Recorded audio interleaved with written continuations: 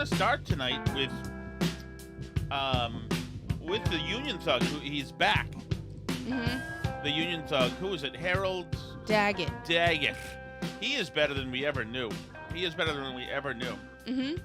And so, the No Agenda podcast found another podcast that found more cuts from him, and they inspired me to go get the same cuts, and I put the video out, and even though I didn't invent the video, the cuts, I cut them, and now people have stolen my cuts without attribution, and now I'm pissed off. It's much like when I'm at the store and the 12 items or less, and the guy has 13 items before me. I'm like, you son of a, you should be executed on the spot. But you have 15. If I have 15, then like everybody, let's just lighten up, okay? We're all just trying to get through this life. Okay, so we're not going to start there though. We're going to start with a domestic situation. Our son, our 11-year-old, is he 11? Yes. Is running for student council president in his school. Yes. And why are you saying yes? I'm agreeing with you. Okay, he good. is indeed running for student council president. Yes. He is 11 years old. He's 11 correct. years old. So as part of the thing, they're all required to make a poster. Mm-hmm. So yesterday we went out. Would you like me to read the requirements for the poster? Yes. For clarity. He went out yesterday when I got poster boards, and he's making his poster. He's running for class president. He's unopposed, by the way, so his chances are pretty good. Design one poster that has your name on it. There should not be any references to other students on the poster, and the poster should represent you. It can be hung in your classroom with help from your teacher. Okay. That's all the requirements. So there we go. Last night, fairly late, I reminded him, hey, you got to get your posters done. And so he takes some letters that came with the poster and writes whatever his name is. Do we say everybody knows his name? Yeah. Everybody knows his name. And so James, and then he writes a few James quirky things that he likes. Do you have the picture of the poster with you so that you can read it? Yeah, he put his own school picture on the poster, and he drew like a little mustache and eyebrows on his own school picture, like it had been graffitied, but not. It's obviously his own school picture. Right. And then there's like an arrow that points to it. It says epic, not lames.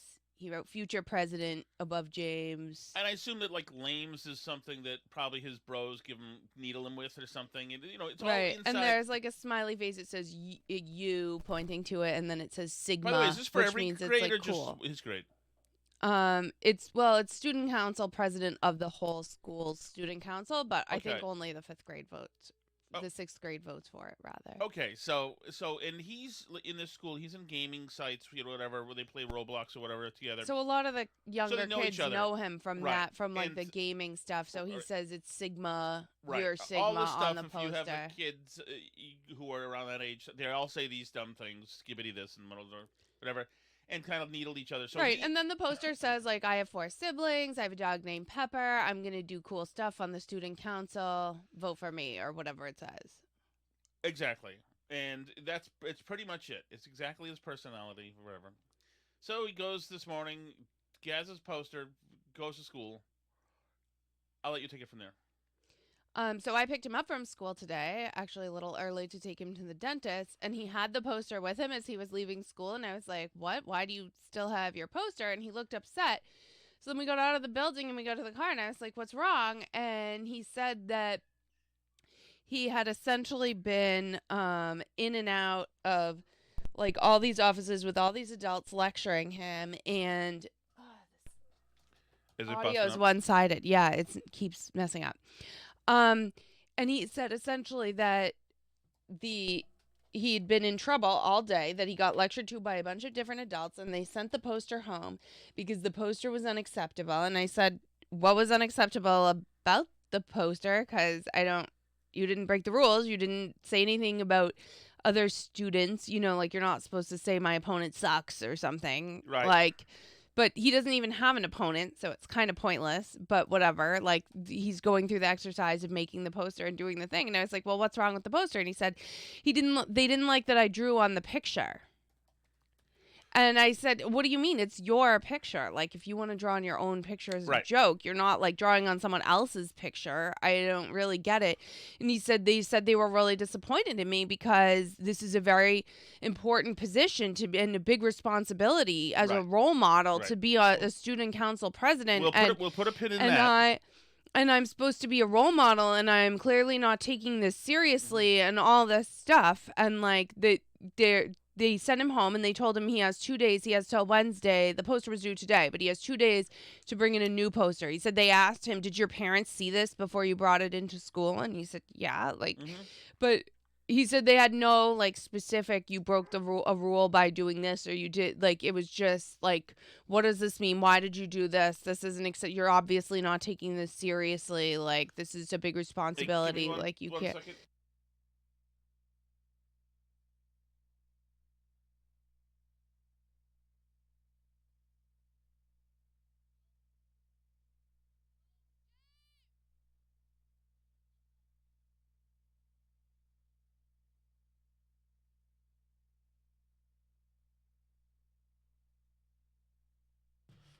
So yeah, Tommy, New Hampshire said on one corner of the poster it says "From the river to the sea." If it did, that probably would have been acceptable to them as showing your unique personality. That's funny. Among a lot of other things that would show his unique personality. But in his case, I guess they said that your unique personality is not. I mean, and he's not like an art. It's not a very aesthetic poster, but he's like not a very artistic kid. That's not his thing. He's an 11-year-old boy. Doesn't really care, you know. Yeah, he just decided to. He made a humorous 11-year-old boy humor poster. Instead of go graphic designy, which is a skill set that he doesn't have or doesn't care to use, he went cheeky, and that's the message he wanted to send. So this tribunal. It was all women, by the way. Of course, which I guess, by the way, because there's no way a guy would ever have those critiques. But I mean, obviously, my feeling was that obviously they expected the standard entry of posters where the student's wine mom had really done all the work. Well, right. And like, I think there were a lot of kids with posters at school today, including our other son running for like regular student council or whatever. And student council secretary. They have a bunch of different roles, and every class gets to represent somebody on the school council. And so, and like our other sons was like that. It was colorful, and it said, "I want to be like kind and include everyone," and like, you know, it was more like in that vein because that's more his personality type. He loves drawing. He loves artistic stuff. Like, it's just that's, you know, and I'm sure a lot of the other posters were. James said there was a lot of rainbows on the posters and like people who wrote the school. I don't know. It's not a motto. It's a whatever the school values or principles on each color of the rainbow on the poster, and like different little. I mean, but obviously like things that are very like focused to get the guidance counselor to think your poster's awesome, but not like showcasing your personality because nobody's personality is the school motto. Right. Exactly. I mean, that's the essentially be caring, and what's the other word that they use? Demure and what? Demure and Kamala uses it. Demure and it's kind of like caring. I don't know what word you do know it. It's like a caring word. It means like be inclusive or well, it's like that, but it means like be aware of your feelings. Be ultra aware of your feelings. Mm-hmm. But it's all kindness stuff. So I guess that's what they wanted was. Yeah, but they said it should reflect you, his personality. So now, so you're right. So my feeling is obviously that all the other kids' moms all did them, and that's what they wanted. Very vanilla, very mom, missing any iota of creativity. Yeah, but I'm not running for missing student council. Any iota of creativity, and that that they saw his and said no, and that's also like and they actually asked him if his parents had seen it, and his parents had seen it.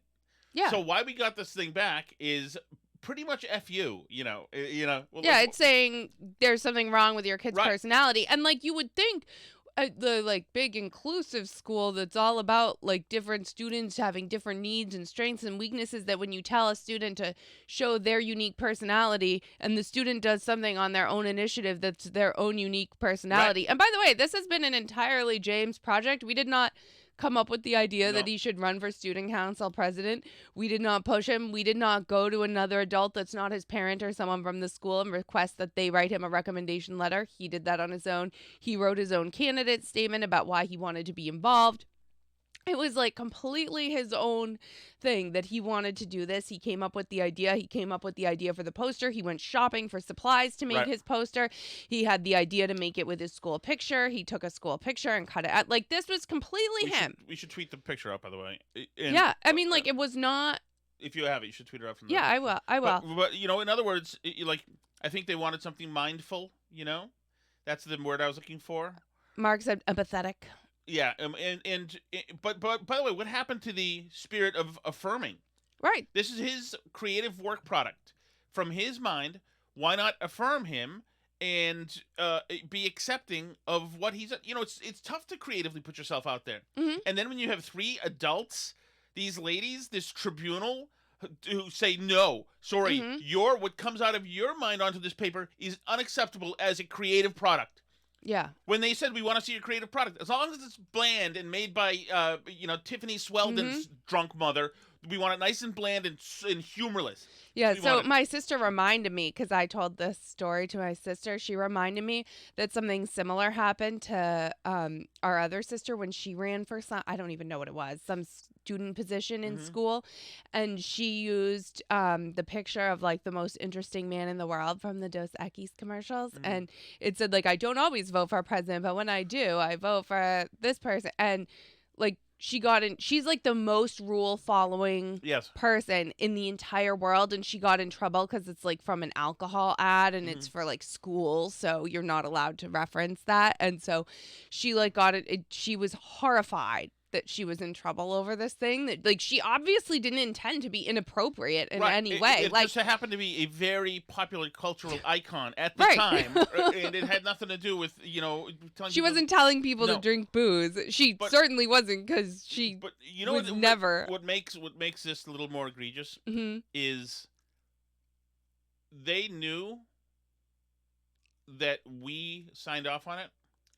And they sent it back, but without explanation to us, without anything. They sent it back.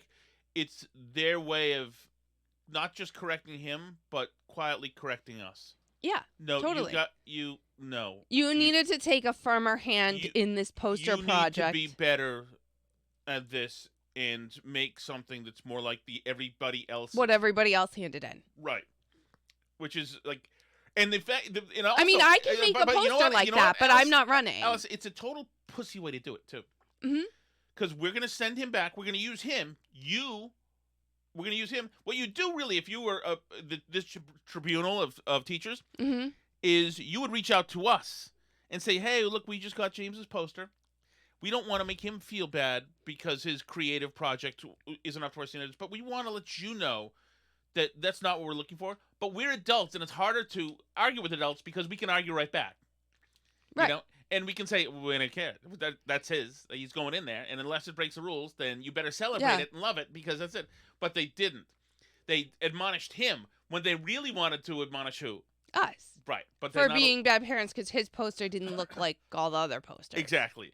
For the really important high office of student council president. That's the funniest thing, country because port.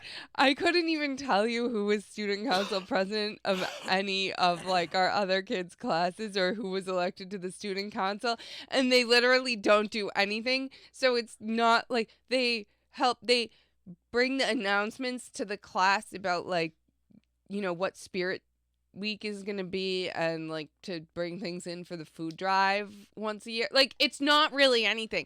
If you didn't have a student council president, nothing would change. Yeah, but also like the job of the student council president is not to be a poster designer. No. And also there are such things as whimsical posters. There's all sorts of Kamala posters that look like ovaries. There's posters with Tim Walz sashaying around.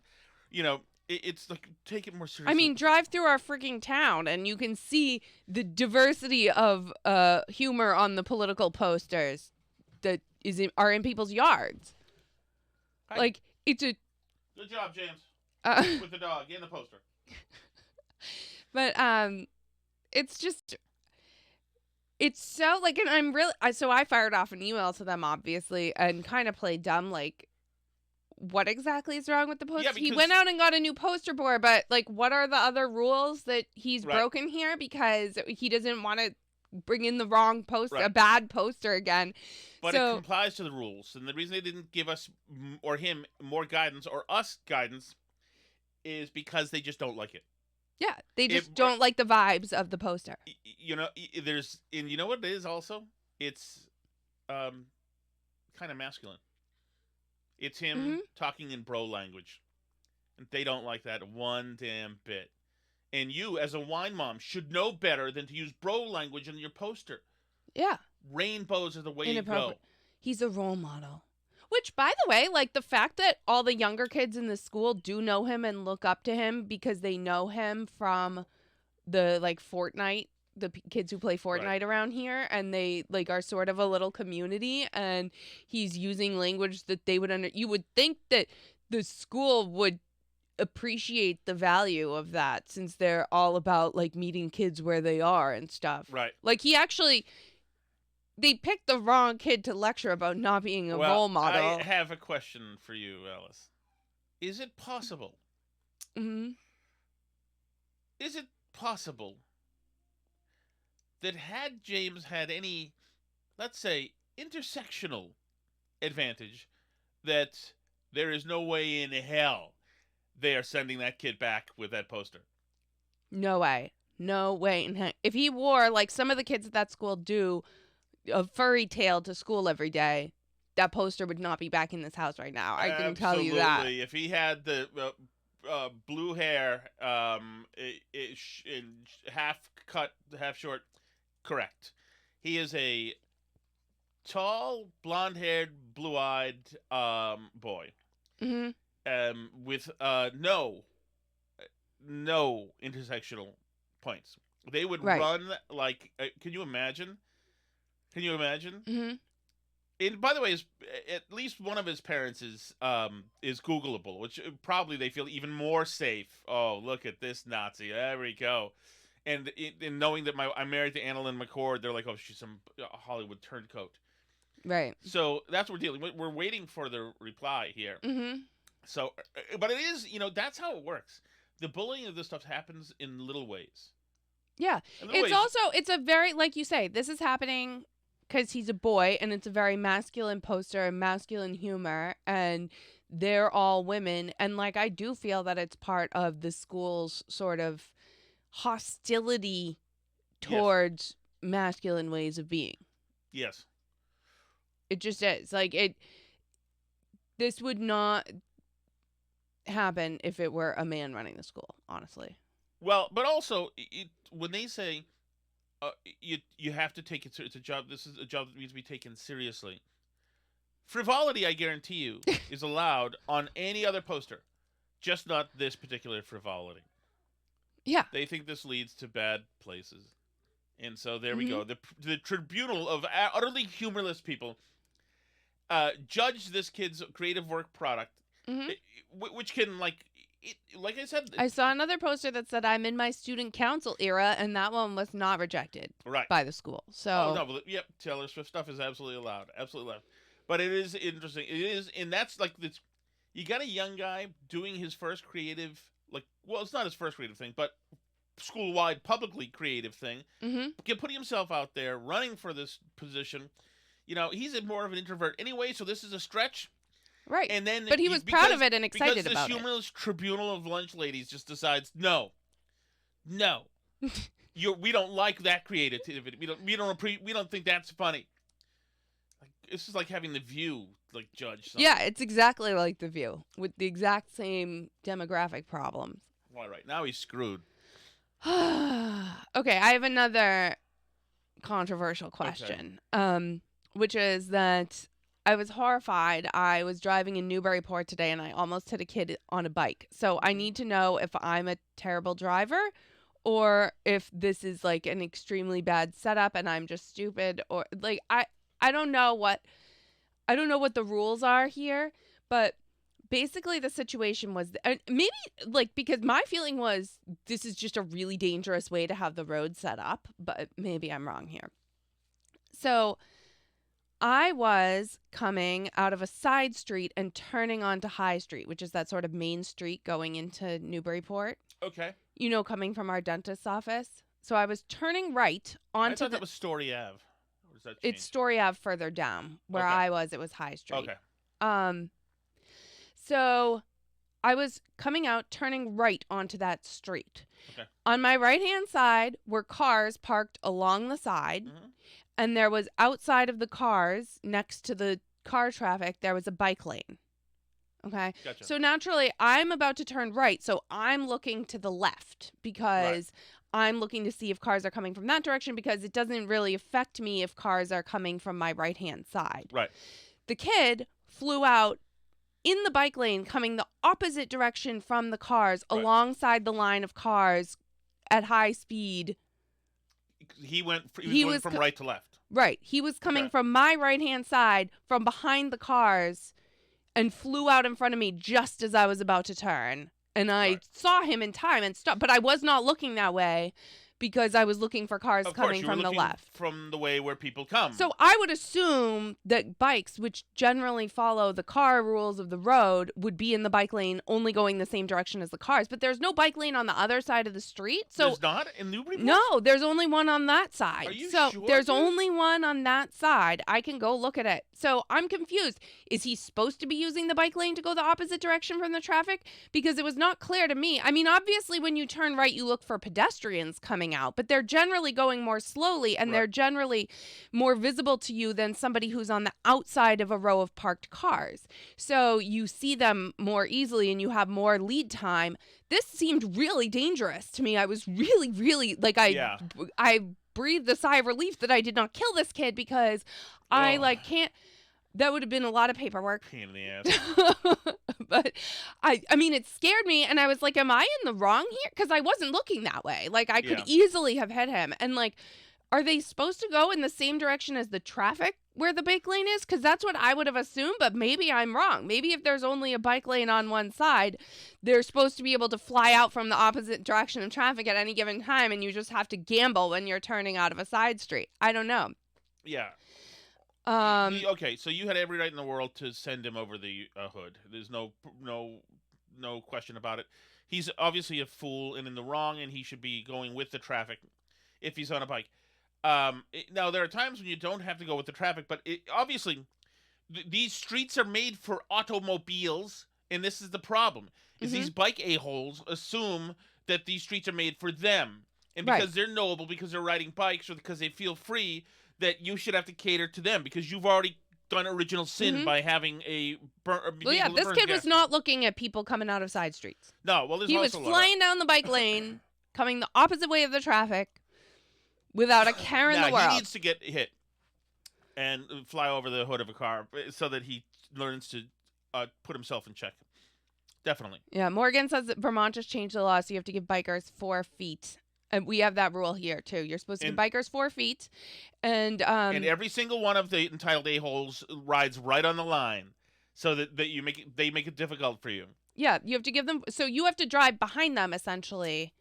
If But I'm talking about they always drive on the line rather than in the middle of the bike lane because they want to affirm, like, yeah, I am allowed to be this far into the road and you have to deal with it. Mm-hmm. Haven't we seen them like put their arms out to try to stop people from... So Mark says if there's only one bike lane, the bikes are supposed to go in the direction of the vehicular traffic. Like, that's what I would assume, too. I was not looking for fast vehicles coming from that direction. So, Mick says they're considered pedestrians. I thought they were supposed to follow the car rules, generally, because it was a big deal. They've been trying to get them to not have to stop at red lights. Right. Which, like, I think they're supposed to follow car rules. They should also have to get license plates because they're extremely... Well, I mean, if they're going to be treated like hothouse flowers, then maybe. I mean, that is one thing that is not good. Mm-hmm. Is that the whole kid bike culture that's happened with helmets and all this, and like it's just... It was a lot easier when everybody did whatever the freak they wanted to in 1984. It really was. Mm-hmm. It was. But I've got I've had problems with people on bicycles for years. Working at a hotel, and hotels, bike messengers and stuff used to be terrible to our guests as they just got out of cabs while the bike messengers screaming down Beacon Street at 95 miles per hour. I've seen them punch into cars, bike messengers, when they feel that you've done something. You can't sense their presence. So I used to celebrate their deaths, but it's been quite a while. Okay. So you were bicycles not only kill the riders more per mile ridden on a bike than per mile ridden in a car, but they kill other people more per mile who aren't riding the bike than cars do. Yeah. Now, obviously, they go a lot fewer miles in total, but they do because bikes do run into people too and injure them. Yeah. So. No, yeah. They're that's not a. I just whatever. I can't get into this. Anyway, I'm glad people in the chat seem to think that I was not in the wrong because it scared me. I thought I almost killed him. So I'm glad that. Hey Alice, what if you were tomorrow or whenever for James's poster to literally have it be the most Trumpy poster in the possible. We just send in a picture of James with his fist in the air and the American flag in the background. Okay, so can we get to our union thug? Yes, let's hear from Harold Daggett. Since tonight's the night. They're on strike. There's been no talk since June. There's been no negotiation since June. By the way, I love how this is happening. Their contract goes through today. This is it. Okay. Harold Daggett. This guy is freaking the best. I'm sorry. I'm a Daggett guy now. And here we go. Where am I, Tom? Here we go. Ooh, Alice, I love that picture I posted of you. Can you see it? No, I did not. One of my favorites. Just one of my favorites. Okay, here we go. Here's a longshoreman union thug, Harold Daggett. Laying down the law. Where's the President of the United States? He's not fighting for us. He told in L.A., he told the union, hurry up and get a contract. That's the mentality they have. They don't even know what the hell they're doing today. Well, I know what I'm doing. I'm going to save everybody's job when it comes to the ILA and to all the unions around the world because we're going to fight with that alliance. I'll shut them down throughout the world to prove that we can beat them. Now, okay. So that's not nearly the worst stuff he says. This is him really hitting his stride. These people today don't know what a strike is. Right. When my men hit the streets, from Maine to Texas, every single port will lock down. You know what's going to happen? I'll tell you.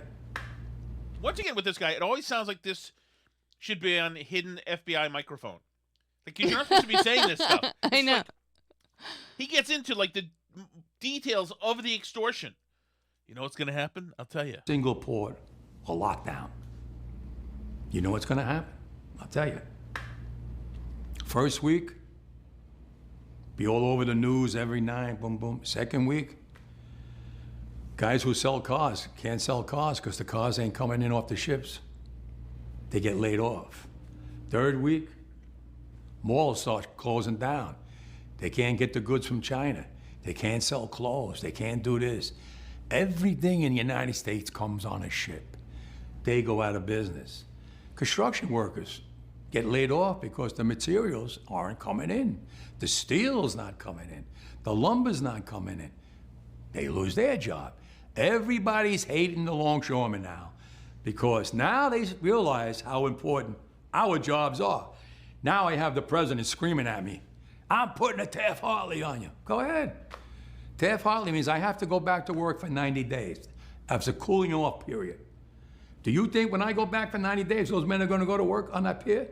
It's going to cost the companies money to pay their salaries. Well, they went from 30 moves an hour maybe to 8. They're going to be like this. So, in other words, the boys are slowing down if they go back. If you force them to go back in the clock, yeah, the productivity is going to be pretty slow. Who's going to win here in the long run? You're better off sitting down and let's get a contract and let's move on with this world. And in today's world, I'll cripple you. So, there we go. I'll cripple you. You know what's great is this is actually on the International Longshoremen Association website. So, even though this is like possibly Possibly there could be a RICO case that we just heard. They're for that. Yes, they listen to how it ends. I'll cripple you. I will cripple you, and you have no idea what that means. Nobody does. Like uplifting music at the end. I'll cripple you. I'm gonna break your kneecaps. I'm gonna put all you people out of work. Now we should tell people that there is not a Donna call tonight. Yeah, no, we don't have a new Donna. So now this is where it gets interesting. He talks about. Well, I'll just play it, and this is where I want your thoughts. Today's world, it's changing into the future. They're not making millions no more. They're making billions, and they're spending it fast as they make it. I want a piece of that for my men, because when they made their most money was during COVID. When my men had to go to work on those piers every single day, when everybody stayed home and went to work. Not my men. They died out there with the virus. We all got sick with the virus. We kept them going. From Canada to Maine to Texas, Great Lakes, Puerto Rico, now the Bahamas, everybody went to work during COVID. Nobody stayed home. Well, I want to be compensated for that. I'm not asking for the world. They know what I want. They know what I want. And if they don't, well, then I have to go into the street and we have to fight for what we rightfully deserve. So it's going to be ironic if they use the 90-day cooling off period to fast track full automation. Well, so obviously this is like certainly extortion, and this is, I can't see how it's really legal. and it's amazing how they found like a street level thug, capo guy to be enforcer guy to be the leader. At the same time, Alice, from this guy's perspective, obviously he thinks that the companies are screwing them, because they're making billions hand over fist. So that's fine. And that's like general kind of dumb guy feeling about management. And in some cases, management is being chintzy and saying, "Oh, this is great." But also, you know what? He's probably thinking, and this is why I like him. He's probably thinking, he's watching the money. This guy is not a dumb guy at all. And I also would love to have breakfast at his house because it's freaking sausages galore, the egg cream. I could hang with him. But you know what he's seeing during COVID, and during just all the time he's seeing, but especially during COVID, he's seeing all this money moving around. He's seeing fat cats, like Fauci, Francis, Collins, etc. Get super rich during COVID. Yeah, Amazon made out during COVID. Oh. Organized crime, by the way, which I get the feeling maybe he knows some people who are involved in that business. No, I wouldn't think so. I don't even know that it exists. But. Organized crime did great during COVID because they did all the remember somebody stole your thing to get right. Unemployed, I think special we call that COVID, Ukrainian crime. Special COVID unemployment, and they all applied for it in mass, with all the social security numbers and stuff. Of course. So that was all organized crime but he's money, seeing, all these things. He's seeing that the politicians all used COVID to enrich themselves. The municipalities, the teachers unions, certainly they shook that. They made it rain. Oh yeah. And he's seeing all these grifters from institutional, suit-wearing grifters to teachers, to every corner. He's like, I see all this dirty money going down, and you don't think I'm fighting to get my guys some? Right. So in a way, it's like he'd be irresponsible not to. He's the most honest grifter out of all the grifters. He says it out loud, yeah. But also, you'd be irresponsible not to. If that is technically his job, right? If there's corrupt money and grifts being had that everybody else is in on, enriching their people, then why not? Right. Why not? If this guy is the best frigging union president you could ever want. Oh yeah. Like I said, that's his job. His job is to be the biggest, baddest MF out there for his guys. Yeah. My men. Right. My men. I like how you says my men too. That not only means my men out there on the docks. Morgan says love to have breakfast at his house is a gay dog whistle. It is? Well, I'm not saying after having slept over. I'm saying the guy sounds like he can cook very well. Uh-oh. You would know. Wait, are you saying because are you saying because you have breakfast at a lot of men's houses, so you can tell which ones seem like they'd make a good breakfast. Okay. Well, you want more kids? We'll have more kids. Whatever I have to do to prove it. Okay, Allison, we should do the chat. Oh man, we didn't get to hardly any politics today, but yeah, We didn't? Well, I can hear your child starting to. Mick says in the chat, it's sad that this country, with all its resources, is so dependent on imports that it will cripple this country to have all this. Totally true. And by the way, their most recent demands, this guy's demands, are to get rid of all automation. Yeah. All of it has to go. No more cranes. No more nothing. You need a union member. No more partial automation. No. Can't be semi-automated. He actually, another part of this interview, used as a cautionary tale the story of Speed Pass, and see what that done. Yeah, I used that as an example in my thing too, because the toll unions fought that too, and now there's a lot fewer toll guys. Right, exactly. So, all right. Do you want to hit another story, or do you want to go to the chat? No, we can go to the chat. We can hit more politics stuff tomorrow. Tomorrow's the VP debate. We were talking about that a lot in the car this morning. I'm excited. All right, ready? Okay. Are you? I am too. Although I think he'll hold his own. I don't think it'll be. I mean, I think he'll hold his own, but I think JD Vance is going to bother him, and I think he is an angry dude. By the way, there's more. Tim Mall's stuff dropping all the time. Fake stuff all the time. He's just got a problem apparently. All right, here we go. 300, 200, 75, 90, 66. Those are my winnings on Double Top Zeller at the Terre Haute Casino. Wow, very nice. Very nice. There you go. I am out of the degenerate gambling business now. Are you out of money? I have less than $5. I have $4.06 now. Wow. Yes, I was. You won one last night. I won for the first time. I won the 49ers over the Pats, and I won $19. And now I am. I've lost house and home. I am down to $4, and I don't think they let you bet $4. If they do, then maybe I will. You just gotta hold out a little bit. They'll offer you another bonus to get back in. Yeah. They'll send you a little push Steve notification. From Gloucester. To quote the great. Hold on, let me rewind this one just because so we get the clear shot in. This is Steve from Gloucester. Steve from Gloucester. To quote the great Polly Walnuts Gutierrez, you are a stunad of the highest magnitude. Thank you. I just like the Polly Walnuts. It makes me think of Polly Walnuts. I mean, I think that was the intention. Hey, Tom and Alice. Hey. Alicia here. Hey, Alicia. I'm hanging out with my dad. He's visiting from California, and we were just listening to the intro to your podcast. Very cool. Sounds like he might start demanding royalties. Oh. He's the bass player on your intro song. You're kidding me. I mean, I think he's like your age, Tom, maybe a little older.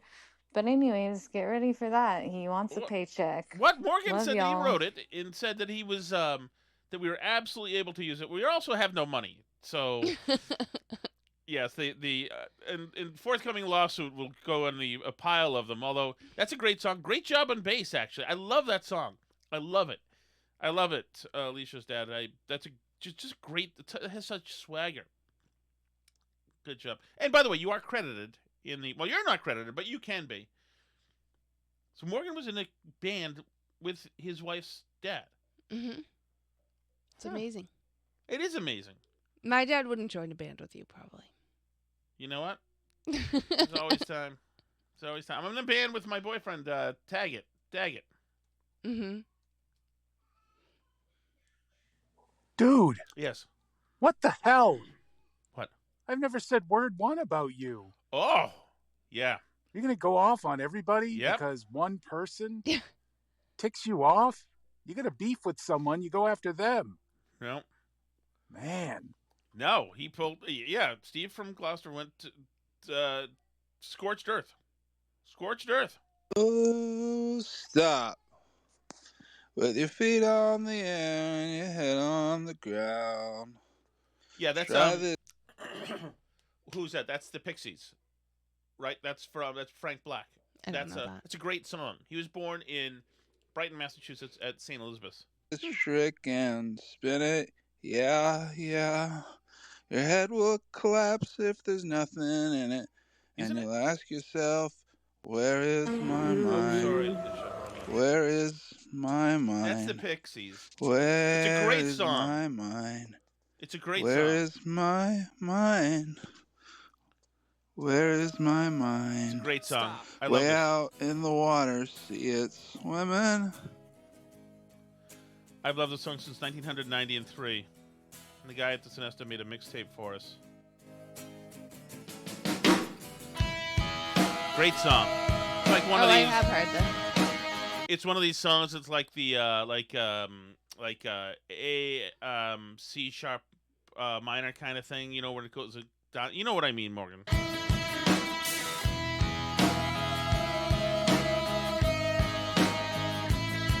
With your feet on the air, your head on the ground.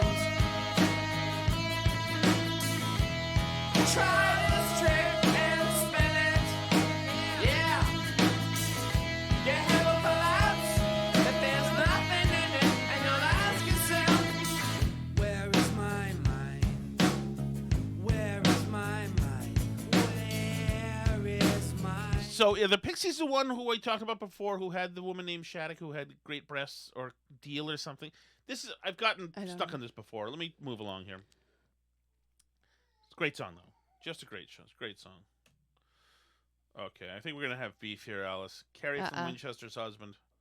Oh wait, there's another anonymous one there too. Let's get a Carrie from Winchester's husband. Hi, Steve from Merrimack. No, just kidding. This is Carrie from Winchester's husband calling to apologize. No, what? Oh, take credit for what's happened with the Chat over the last couple of weeks. Wow. When I left my original message and then was told not to poke the bear by Steve from Gloucester, I thought the next day the whole Chat was going to come to my defense, and no one did. And I waited a couple of days and no one did. And I was a bit surprised. But then Steve from Merrimack did his thing. Yep. And by the way, Steve from Merrimack is funny, original, to the point. Correct. Entertaining. Dr. Cheswick also has some pretty good messages. But I'm clearly not alone in thinking that some absences on the Chat are better. And Tom, a little surprised to find out the role you played in all of this. What role but did I it's play? all good. Steve from Gloucester said that you begged him to come back to revitalize the Chat. That was a fabrication by Steve from Gloucester. Oh, I was happy to have him back. That is great. What a diabolical message he left. I will continue to listen. I will continue to leave very infrequent messages. Oh, come on. But regarding the Hall of Fame, I think Pete Rose will be getting in the Hall of Fame before Steve from Gloucester. Wow. Thank you. Wow. What a stick it now, because Pete Rose died. And so imagine they put him in the Hall of Fame now after he's dead. Oh, that would be such a stick it. They knew. Tom, this is what happens Hey. when you achieve this level of fame. You get glazed at grocery stores. Everyone knows who you are. Yes. Your kid tries to run for student council. They know that Shattuck name. They know. Oh. So, bro, you're like Tucker Carlson and Ooh. Matt Walsh right now, and you're just going to have to roll with it, man. Thank Keep it you. real, James. We love you, kid. Well, thank you very much. Thank you very much. Yeah, that was very important. Very important. The cleafing at the Newburyport Market Basket. Mm-hmm. And what do you mean? Be more affected by that, Alice. It's great. I'm very happy for you. Maybe I'll start just hanging out there and seeing what happens. One thing might lead to another, you know? Okay. It wasn't by Daggett either. She was a lovely woman. Lovely woman. Thank you so much for listening, everybody. Thank you for the great chat messages. We appreciate all of you. Well, I appreciate all of you. I don't know. You can leave those chat messages at burnbarrelpodcast.com. There's also links there to places to listen. If you want to join us for the live chat and that stuff, that's at patreon.com/burnbarrel. Of course, you can always listen for free. It does play ads. Buy the stuff in the ads. We appreciate you. C'est la vie.